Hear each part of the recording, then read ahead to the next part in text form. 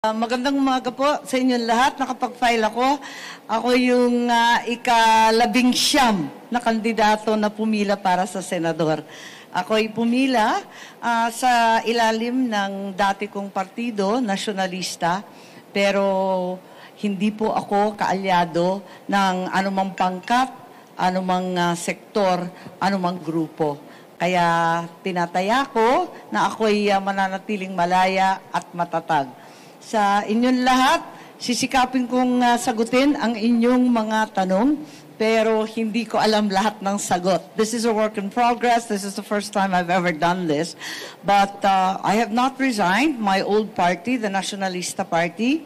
And the only thing is that I will not constitute a part of the administration alliance to allow me to